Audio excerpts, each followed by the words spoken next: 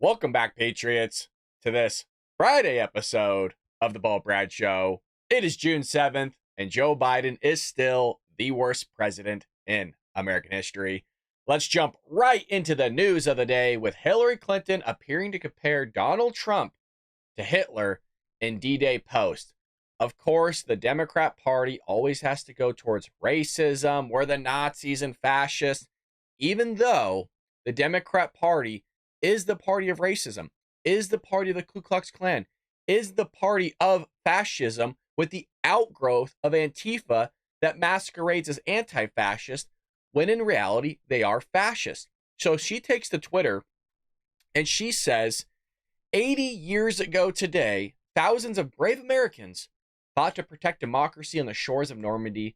This November, all we have to do is vote. The post has no replies as Clinton appears to have limited responses to those she follows or mentions in her X posts. The Daily Wire Ben Shapiro said Clinton's post was enormously stupid and vile. Shapiro said, "What an enormously stupid and vile comment. Trump is not Hitler, and voting is not storming a beach under a hail of machine gun fire to free millions from the tyranny of the Nazis." Correct. You also have another gentleman saying, "Turn on your replies, you coward." It's very similar to Antifa and these other psychos on the left that cover their faces whenever they go riot, burn down our cities like Black Lives Matter, Antifa. Dana Lausch, who we love here. In 2016, you attempted to undo everything they fought for by partnering with Fusion GPS to launder discredited Oppo in the press and merchandise it into surveillance warrants on enemies through FISA.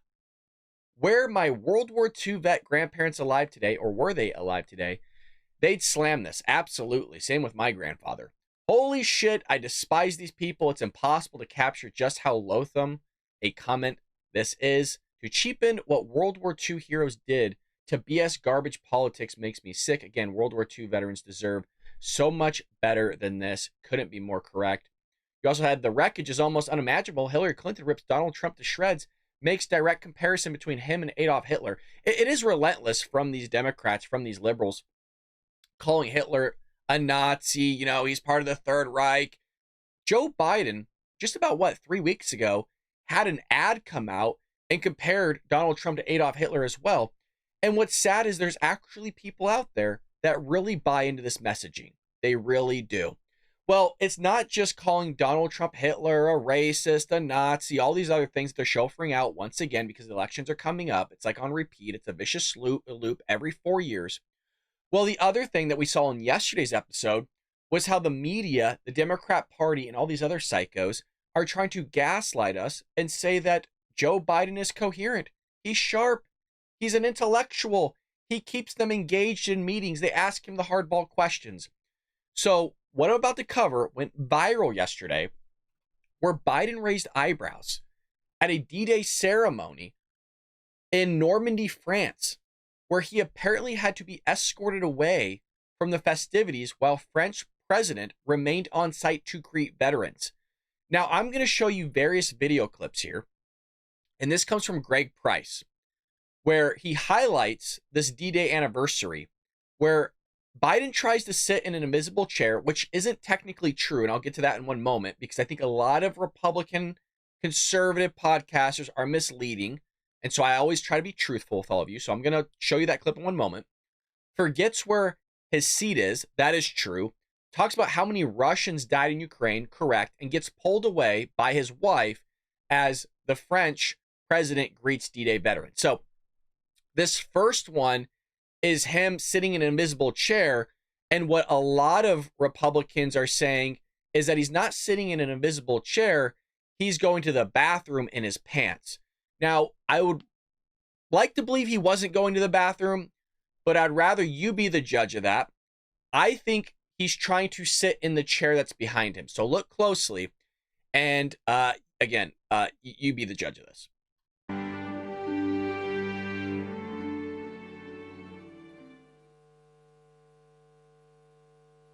Distinguished guests. So right there, if you look, this position, everybody's going, oh, Joe Biden crapped his pants. He's in the process of pooing himself. And look, the chair is directly behind him. And with his left hand, he is grabbing the edge of the chair. Now, I'd rather just shoot you guys straight forward than try to BS you. He is not pooping his pants. I think he's trying to take a seat, and he's so far gone that he's not aware of what the hell's happening around him. And so everybody's staying standing, and he's trying to take a seat. That is what's taking place here. Please welcome the Honorable Lloyd J. Austin. So again, he's mentally not with us, even though the media and everybody else is going, well, this guy's sharp. He's totally there. He's coherent. So he forgets where his seat is in this clip.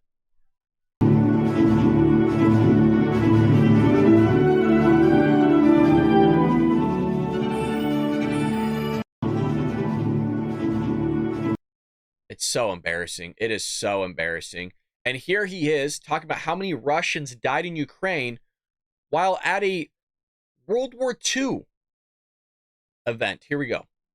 They've inflicted on the Russian aggressors, they've suffered tremendous losses in Russia. The numbers are staggering.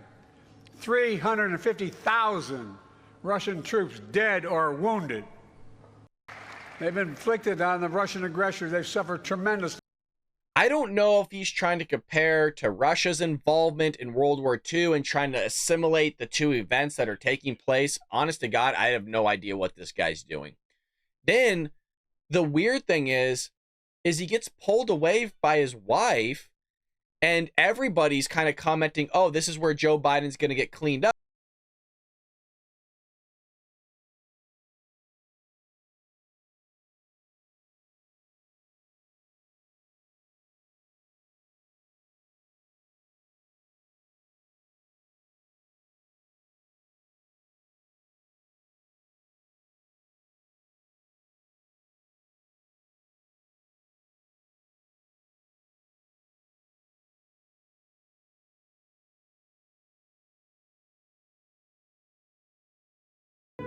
Now, usually it's the French to leave first. And yes, that was a surrender joke. But our president just gets chauffeured off by his wife. I've mentioned this before, and most recently in yesterday's episode, where you're going to see a lot more of Jill Biden. She's going to be filling time. Other speakers will fill time for Joe Biden because he's just so far gone. I mean, if you look at him back in the campaign trail of 2020, when we also thought that he was gone, when we also heard rumors that Jill Biden, his wife, from other advisors in the area, were doping him up before the debates. If you look at him then compared to now, Joe Biden looks with it in 2020 compared to now. And that says a lot. We all know what's going on. We all see through it. But I want to be fair with you guys. I don't think Joe Biden was pooping his pants in that first video. I just think that he's mentally gone, and he was trying to take a seat because he's not physically fit, even though they try to play it off as he is, and it was bad timing on his part. Now, what else took place just yesterday? And this one's really going to piss you guys off, especially for the veterans, the law enforcement, all that stuff. So Democrats voted against flying the American Blue Line flag to honor fallen officer who was killed in the line of duty. And instead, they flew the pride flag at half-staff to honor him. The pride flag, I have no words. This is disgraceful. Great respect for our law enforcement community, and I realize the dangerous job that they do every day. Out of respect for the tragic death of State Trooper First Class Aaron Pelletier, we won't be raising the pride flag today. It's already up on the pole at half-staff in honor of his passing. It was a pride ceremony today at Wethersfield Town Hall, Governor Lamont in attendance. The flagpole at the center of the controversy. At last night's council meeting, Councilor Rich Bailey requested the town fly the American Blue Line flag in honor of TFC Aaron Pelletier, who was killed in the line of duty. Town Council voted it down.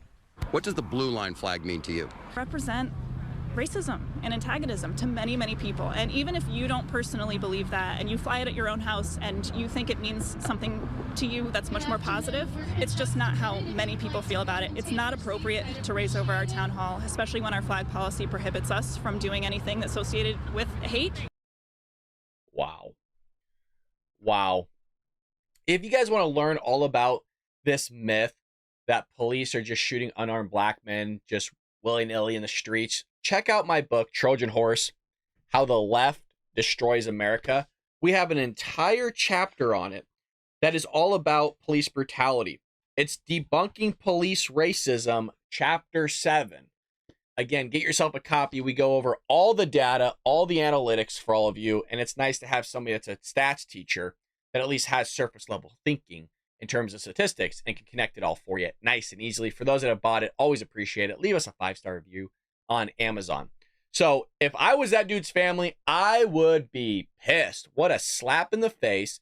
And as I've mentioned, I don't even know why you'd want to be a police officer anymore. My father was a cop. My grandfather was a cop. They're both veterans, both in the Navy.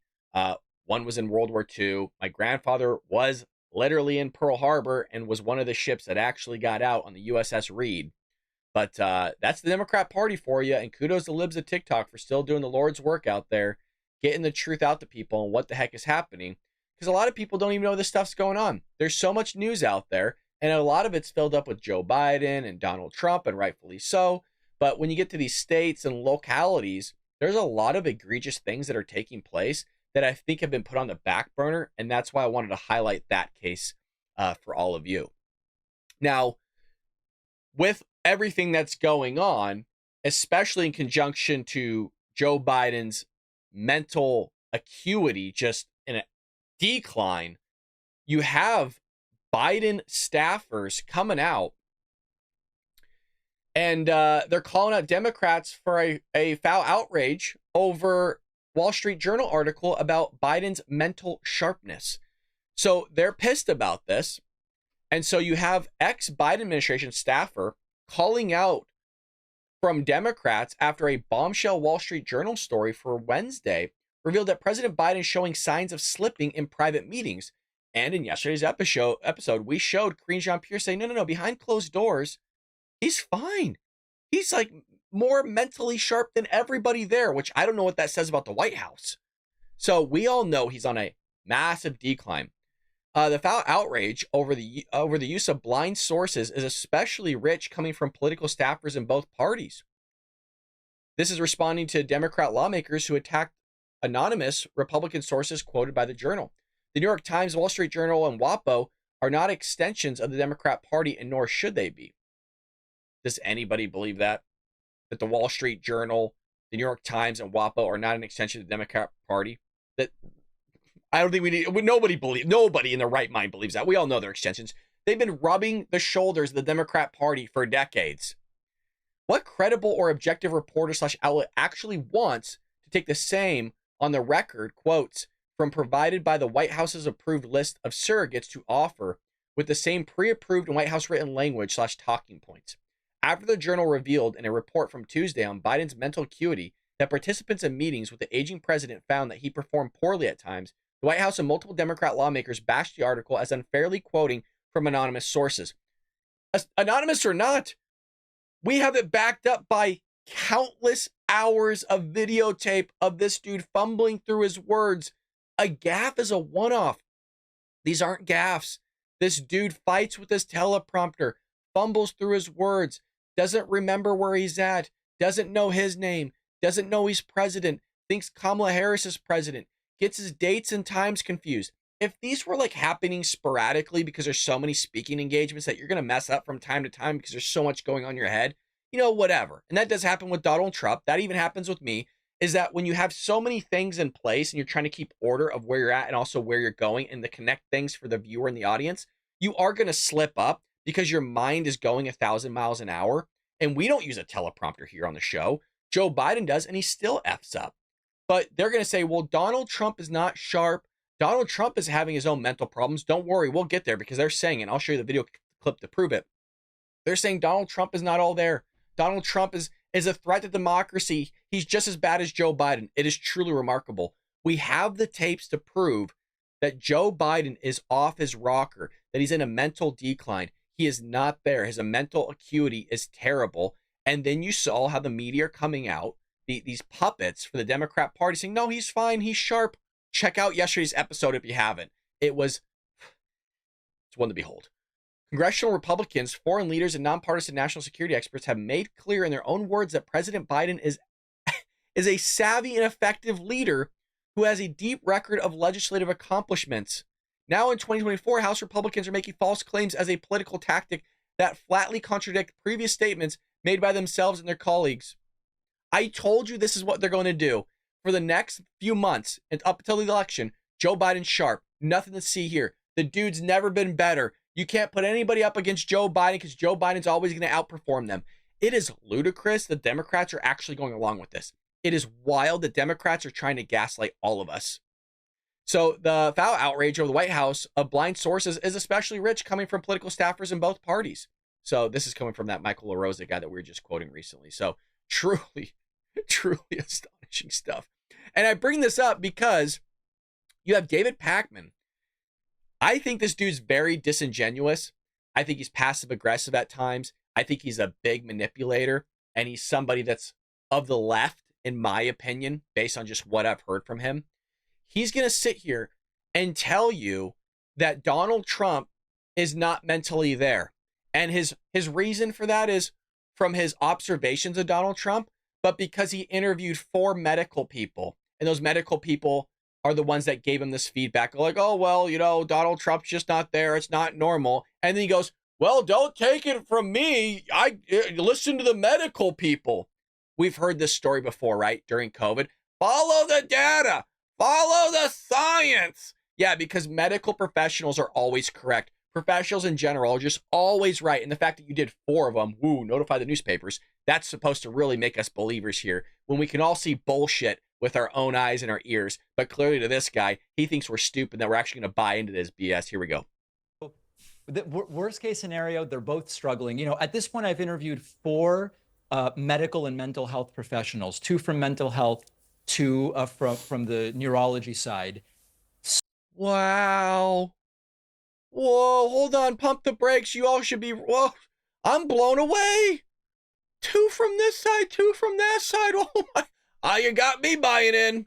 So far, they've all told me Joe Biden is experiencing age-related aging that you would expect for someone of his age. Trump seems to be seriously cognitively struggling, where he doesn't realize he's saying things that don't make sense. He doesn't realize that he's getting names completely wrong, stories that don't make sense, doesn't know who he ran against, doesn't know who he's running against, doesn't know who he ran against in 2016 or who's president right now. I mean, a level of confusion. And again, I'm neither a neurologist nor a mental health expert.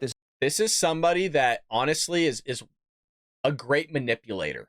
This is the type of person, and we've all been in relationships with people like this probably, where they do this type of charade where I'm going to say a bunch of stuff, but hey, don't take it from me. They're the professionals. I'm not a medical professional. So this is what they're just telling me. But like speaking as if it's truth, as if there's no video of Donald Trump.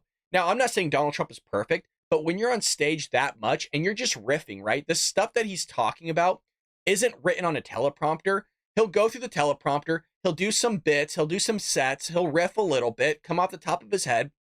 And he's trying to formulate these thoughts in real time, but also connect it to the script that he's looking at the teleprompter, which is not an easy thing to do, to talk to, 12, 15 plus thousand people at a time, be comedic, make it a good time, make it entertaining, connect it to current events, but also connect it to past events, also connect it to people right now amidst everything else that's going on. So he's going to make mistakes. Everybody's going to make mistakes, even Joe Biden. Even if Joe Biden was sharp, he's going to make mistakes. The problem is that we have hours of video of Joe Biden just consistently making mistakes left and right, and blatant ones, and it's not his age. I'm so tired of people saying, oh, well, it's his age, it's his age. There's a lot of people, there's a lot of veterans at that D-Day event that were a lot sharper, that were recalling storming the beaches of Normandy, very detailed. They knew where they were at. They knew what was going on. They were coherent. They knew it was Joe Biden being president. Joe Biden didn't. But this guy's going to try to gaslight you because it's very weaselish. It's disingenuous. There's only 2 routes. Either he really does, maybe 3 routes. He really does believe what he's saying, which I don't think is the case. Or he's manipulating all of you because he's bought off by maybe some corporation. No idea. I'm just speculating here. Or it's just very weaselish, gross, and weird that he would sit there and go after Donald Trump for being mentally off and then passing the buck on to, well, this is what the medical people say. So if you're going to go with what the medical people are saying, 4 people, again, stop traffic, it makes me wonder then, does he really believe it or does he not? And this is the same type of person that would probably see Donald Trump shaking this glass like we saw when he was president and wanting to plead the 25th Amendment that he's not fit to hold office. This is what the mental health experts have told me. Now, I will say, I read the article. Some of the sourcing is people that MAGA Mike Johnson talked to. That's not super compelling to me. However, I do think Annie Linsky is a trustworthy reporter. I am not pretending this story isn't out there, and I cover it on my show today. I think it's a serious story. If Donald Trump came out... See how he makes a claim, but then he always passes the buck on to somebody else. Well, he might be mentally off, Joe Biden, but, Mike Johnson kind of interviewed a couple Democrats, it doesn't really have my buy-in, but this person that wrote it, has some reputation. Might be right, might be wrong, but, we will have to look into it. And then it's like, well, I talked to 4 medical researchers, listening to them. Don't listen to me. No idea, but this is just what they said. As if it'd be different if we didn't have a ton of audio and video of 4 years, going back 50 years of seeing what Joe Biden used to be like and seeing how his diagnosis has ultimately declined pretty rapidly. And sure, let's just say that some of it has to do with age. A lot of it has to do with something else that he's not willing to admit, because these are people that are pushing an agenda upon all of you. Now, again, Donald Trump, pretty damn sharp for his age. He's only, 3 years younger, 2.5 years younger than Joe Biden. But he's going to say he's not fit. He's not fit to hold office. All right, dude, whatever you say, man.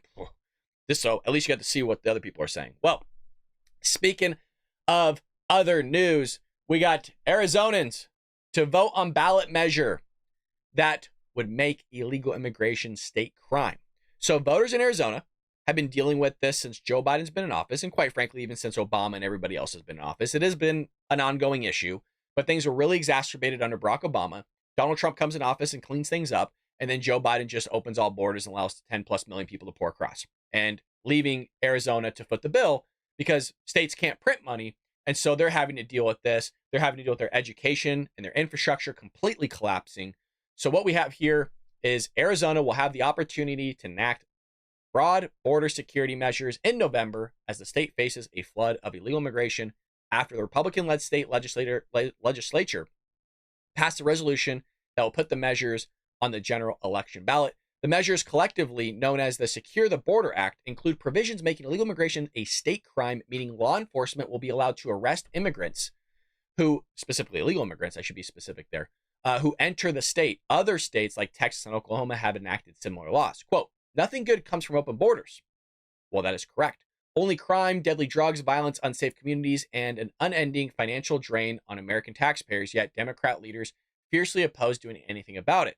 Now, what's funny is, just like you saw from David Pakman gaslighting all of you about what's going on, the Biden administration Democrat Party is also gaslighting you in terms of what's going on at the southern border. Oh, the border's secure, the border's fine. We heard that from DHS Secretary Alejandro Mayorkas multiple times, lying under oath to Congress. We heard it from Joe Biden. We heard it from Jen Psaki. We heard it from Karine Jean-Pierre. We heard it from Kamala Harris. We heard it from Anthony Blinken. We heard it from John Kirby. We heard it on every front there coming from the White House that the border's fine. It's just a situation. It's just a challenge. At no point it was ever a crisis, even though we knew things were going astray the first week that Joe Biden was in office. Now, the problem with this, too, is since Texas and Oklahoma have already tried this as well, they've been getting pushback and lawsuits from the Biden administration regarding all of this, even though the Biden administration is saying they're doing everything they possibly can to stop this. They're doing everything they possibly can to fix this issue, even though they haven't in 3.5 years. So I'm sure there's going to be some lawsuits within the next couple months here thrown out to Arizona regarding this. Now, according to some text of the resolution, it would empower law enforcement to protect the public by arresting aliens who fail to enter Arizona's southern border through official ports of entry. Now, if Joe Biden really cares about the executive action that he just put in place, where if 2,500 illegal aliens are apprehended at the ports of entry, then he's going to shut down the border. And the reason why I put that in air quotes is the border's not really being shut down. The ports of entry will, but majority of these people, yeah, a lot of them come through the ports of entry and are let into the interior of the country. According to DHS Secretary Alejandro Mayorkas, minimum 85% are let into the interior of the country. Well, they're also coming through places that are not the ports of entry, that are just massive gaps in our southern border. So it doesn't solve anything whatsoever. It's merely a political tool to make himself look good of going, hey, look what I did. Far too late, dude. You sat there and destroyed what's going on at the southern border. You made lives miserable for people at the southern states and also even in the northern states now at this point. And now you're reaping the benefit of your terrible, if you want to call it a benefit, on his part, it's a benefit because they're going to get votes out of all this. But he's going to reap what he sowed. Well, speaking of Jen Psaki, who I mentioned previously, the circle back girl, this is what she looks like if you remember her. She admits Biden's border order meant to address political vulnerability. So she's just out there saying the obvious. So she admits, regardless of the details, Biden's border EO is an executive authority, is to address a political vulnerability. So I have not seen this yet. I've been holding off. I try to wait on some things with y'all. But here she is on MSNBC saying some kooky things. Also, politically, this is one of the biggest vulnerabilities. And regardless of who's mad about the details of what's in here and what isn't in here, it's a political vulnerability for the president and his campaign. They know that. They knew they would have to do something like an executive order before the election politically as well. And that's what we're seeing play out. Yeah, and to that point, at least so far, polls have not blamed Republicans for that deal. Yeah, also politically. How could you blame Republicans? Like, you know what that poll was going to say. Everybody knew, even Joe Biden himself, that they caused a problem. They just don't want to admit it. You also have Greg Price here saying Jen Psaki, Joy Reid, and Rachel Maddow are laughing on MSNBC at the fact that voters in Virginia care about immigration. Now, this was a while ago, but Virginia does have a border with West Virginia. Regardless of who's mad about these details, she does say it's a political vulnerability for the president. And that is correct. He waited way too long. We know what the agenda was. Everybody could see through it. They don't have a hold, at least a monopoly on the media anymore, where there's outlets like ours and mega outlets like the Daily Wire, Fox News, The Blaze, that are actually getting the message out and showing the hypocrisy and the damage of the Democrat Party. We're writing books. We're doing podcasts. We're doing media on Twitter. We have all these now big movements of conservative media where people are able to see the BS that's happening in all these political shows. Just like you saw from David Pakman there, the guy right in the middle that was spewing a bunch of nonsense, that guy right there, on how Donald Trump is mentally unfit. That right there should tell you everything you need to know about the individual and the manipulation. We all know there's political games, okay? We all know that there's people that are biased. I'm biased here on the show. I at least admit it. But I'm not that insane that I'm going to tell you, Joe Biden, man, that guy is sharp. That guy is as sharp as a tack. That guy, the intellectual ability of him is bar none. That guy could really take on anybody. That guy is just one of the smartest people that's probably ever existed. Like, I'm not going to say some insane things to my audience in the same way how I just mentioned in this clip here that Joe Biden was just trying to sit in a chair. That's all it was. Now, could he have crapped his pants and then sat in it? Sure, for all I know. But I'm not going to sit there and lie to you guys and manipulate what you're seeing as well, going, oh, this is where he's poo-pooing, Joe Biden's doo-dooing, and then Jill goes and cleans them up later on. No, we can all see that there's a chair behind him. Everybody has a chair. He thinks that they're going to be seated because he's not all there, and he's not seating himself. And so he's stuck in this weird position of like he doesn't know what to do, and he's trying to figure it out, and his own wife won't help him because it's freaking terrible what she's even doing to this guy, making him run for president. But if you listen to Dan Bongino, who was an ex-Secret Service member under Obama, and I think he did some of the Bush and the Clinton eras as well, he said before he ever goes out, meaning Joe, any president, they're always given notes. They know exactly what to do, where to go, the procedure. They know everything, like ad nauseum. And he said there's no way that a president would get lost like this, not know where his seat is, not know what to do, doesn't know the protocol. So it just, again, it shows that Joe Biden's mental decline it's pretty wild. And I wish I had the clip with me of the debate in 2020 between Donald Trump and Joe Biden, because the difference between what you saw in 2020 with Joe Biden as well as what you're seeing now, honest to God, it's pretty wild. And I want to see if I can pull it up in real time while I'm talking your guys' ears off. And while we're waiting for some of this stuff to pull up, if I can find it, don't forget Monday, we're going to try to start doing lives 7 a.m. every single day here on the Bald Brad channel. Would love for you to join us. We can hang out as a community of patriots like we always do anyways, but it will be live. You'll see the fumbles, the charades, the antics that we do as a community each and every day. And with that being said, folks, I cannot find that clip for you. If we could find it for the next show, I'll be sure to display that, and you can just see the stark contrast between Joe Biden. It's truly a remarkable thing. Well, folks, I hope you enjoyed this Friday episode of the Bald Brad Show. We do have a membership tab. We'd love for you to join us here. Become a true American Patriot today by joining us. 99 cents a month. There's a $4.99 option and a $9.99 option. It's just a way to give back to the channel if you don't feel like you have to. It's just there if you want to go above and beyond. You just watching, hitting that like button, and leaving us a fabulous, short, sweet comment down below.